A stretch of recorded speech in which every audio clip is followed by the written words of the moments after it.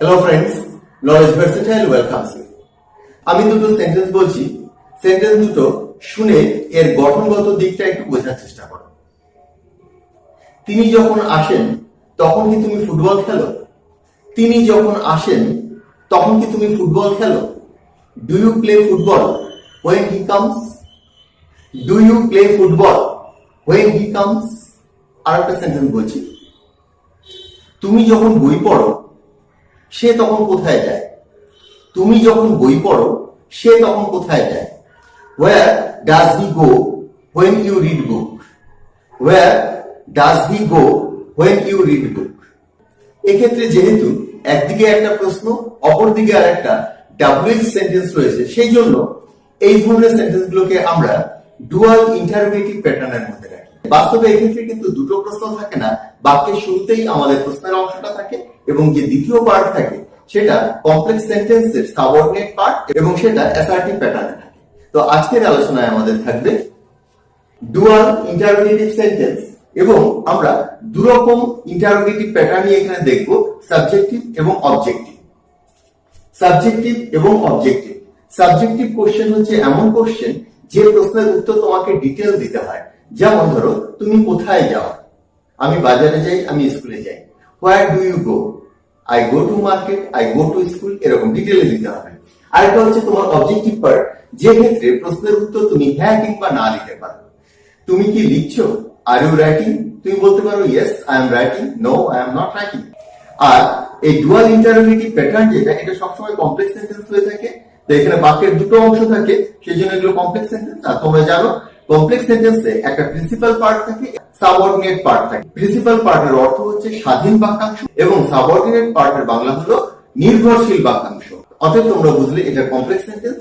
এবং আজ আমরা আলোচনা করব অ্যাডভার্ব ক্লজের উপর, অর্থাৎ ডুয়াল ইন্টারোগেটিভ, এবং এক্ষেত্রে আমরা অ্যাডভার্ব ক্লজের ব্যবহার করব। একটা জিনিস মনে রাখবে, ডুয়াল ইন্টারোগেটিভ এই সেন্সটা আমাদের মাথায় এই জন্যই আসে যে বাক্যের শুরুতে একটা প্রশ্ন দেখি, আবার মাঝে একটা ডাব্লিউএইচ ওয়ার্ড দেখি। কিন্তু এই অ্যাডভার্ব ক্লজে ডাব্লিউএইচ ওয়ার্ডের প্রয়োগ তেমন বেশি নেই। তো আমরা হোয়েন এবং হোয়ার এই দুটোর উপরেই আজকে আলোচনা করব। তো প্রথমে তোমাদেরকে সাবজেক্টিভ কোশ্চেনের যে প্যাটার্ন হয় সেটা একটু বলে দিই। সাবজেক্টিভ কোশ্চেনে আমরা শুরুতেই ডাব্লিউএইচ ওয়ার্ডটাকে বসিয়ে দিই, তারপর হেল্পিং ভার্ব, তারপর সাবজেক্ট, তারপর তোমার মেইন ভার্ব। যেমন দেখো, example, why is he running? কেন সে দৌড়াচ্ছে? প্রথমে তোমার ডাব্লিউএইচ ওয়ার্ড, তারপর হেল্পিং ভার্ব ইজ, তারপর সাবজেক্ট অর্থাৎ কর্তা হি, তারপর মেইন ভার্ব রানিং। কেন সে দৌড়াচ্ছে? এটা সাবজেক্টিভ কোশ্চেন, কারণ এর উত্তর হবে একটা ডিটেইল, হ্যাঁ কিংবা না দিয়ে উত্তর হবে না। দ্বিতীয় এক্সাম্পলটা দেখো, when do you play football? তুমি কখন ফুটবল খেলো? when do you play football? এক্ষেত্রে প্রথমে ডাব্লিউএইচ ওয়ার্ড, তারপর তোমার হেল্পিং ভার্ব ডু, তারপর তোমার সাবজেক্ট ইউ, তারপর মেইন ভার্ব প্লে, তারপর আছে অবজেক্ট ফুটবল। তো তোমরা সাবজেক্টিভ কোশ্চেন প্যাটার্ন অর্থাৎ ডাব্লিউএইচ কোশ্চেন যেটা, তার যে বেসিক গঠন সেটা তোমরা বুঝে গেলে। এবার আসি আমরা অবজেক্টিভ টাইপ কোশ্চেন, অর্থাৎ যে প্রশ্নের উত্তর আমরা হ্যাঁ কিংবা না দিয়ে দিতে পারি। প্রথমেই আমরা হেল্পিং ভার্ব বসাবো, তারপর সাবজেক্ট, তারপর মেইন ভার্ব এবং তারপর যদি প্রয়োজন পড়ে অন্যান্য অংশ। তো helping verb, subject, main verb. যেমন ধরো, are you reading? Are you reading. Are হচ্ছে তোমার হেল্পিং ভার্ব, ইউ সাবজেক্ট এবং রিডিং যে তোমার মেইন ভার্ব। যদি বুক বলি তবে সেটা অবজেক্ট হয়ে যাবে, are you reading book. Example দেখো, ইজ হি রানিং? সে কি দৌড়াচ্ছে? সে কি দৌড়াচ্ছে? এখানে ইজ যেটা, সেটা হেল্পিং ভার্ব, তারপর সাবজেক্ট হি, তারপর main verb running. Do you play? তুমি কি খেলো? ডু ইউ প্লে, ডুটা এখানে হেল্পিং ভার্ব, ইউটা এখানে সাবজেক্ট এবং প্লে তোমার main verb. Do you play? আর যদি ফুটবল দিই সেটা অবজেক্ট হয়ে যাবে, ডু ইউ প্লে ফুটবল। তুমি উত্তর দিতে পারো ইয়েস অর নো, হ্যাঁ কিংবা না। এবার আমরা এই অ্যাডভার্ব ক্লজের উপর যে ডুয়াল ইন্টারোগেটিভ সেন্টেন্স প্যাটার্ন হয় সেটা দেখবো। আরেকটা জিনিস মনে রাখবে, এখানে আমরা হোয়ার এবং হোয়েন এর ব্যবহারটা দেখবো। তো হোয়ার এবং হোয়েন এর সাথে যে সেন্টেন্সটা জুড়ে থাকবে সেটা তোমার সাবঅর্ডিনেট পার্ট এবং সেটা অ্যাসার্টিভ প্যাটার্নে থাকবে। তো প্রথম এক্সাম্পলটা দেখি, সে যখন এখানে আসবে তখন কি তুমি খেলবে? সে যখন এখানে আসবে তখন কি তুমি খেলবে? এটাকে বলবে অ্যাডভার্ব ক্লজ অফ টাইম। এখানে সময়কে নির্দেশ করছে এবং যখন তখন।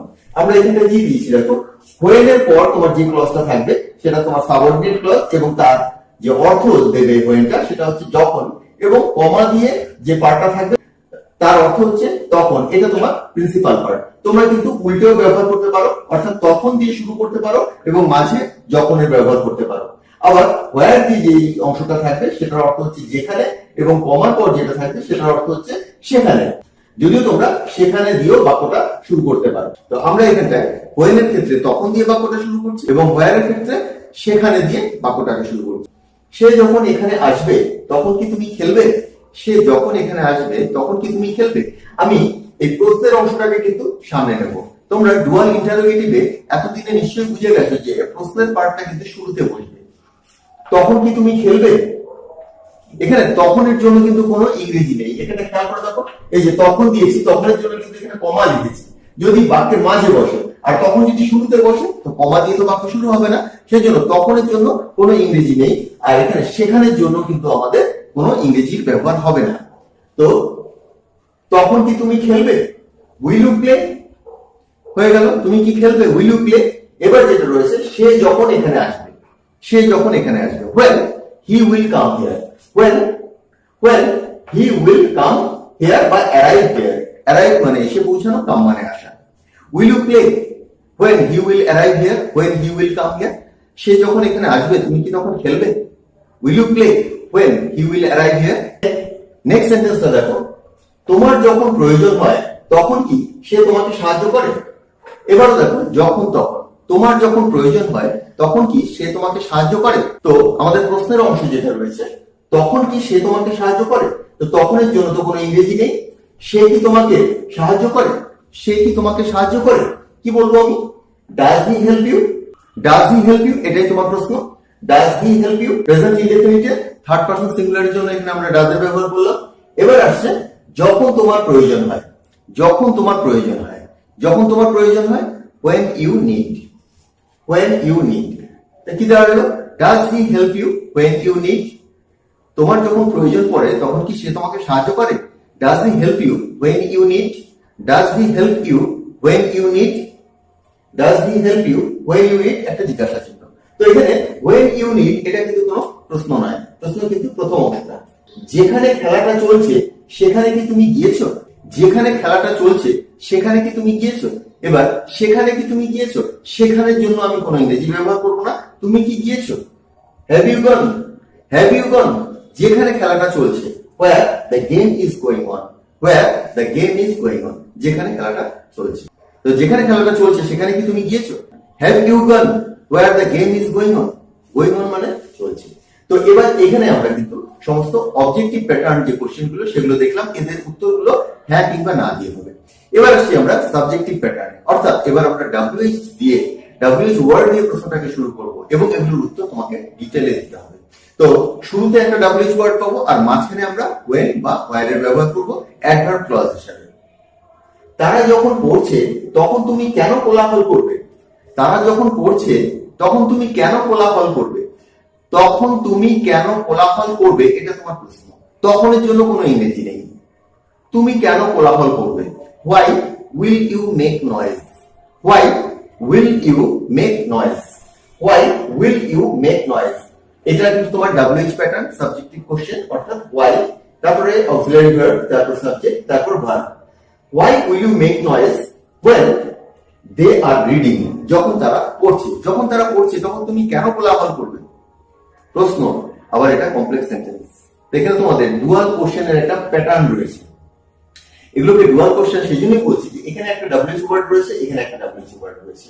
তো এখানে শুরুতেও একটা দেখো হেল্পিং ভার্ব দিয়ে কোশ্চেন তৈরি করা হয়েছে, আবার এখানে একটা WH ওয়ার্ড। তারপরের এক্সাম্পলটা দেখো, তোমার যখন টাকা ছিল তখন তুমি কি কিনেছিলে? তখন তুমি কি কিনেছিলে, তখনের ইংরেজি থাকবে না কিছু।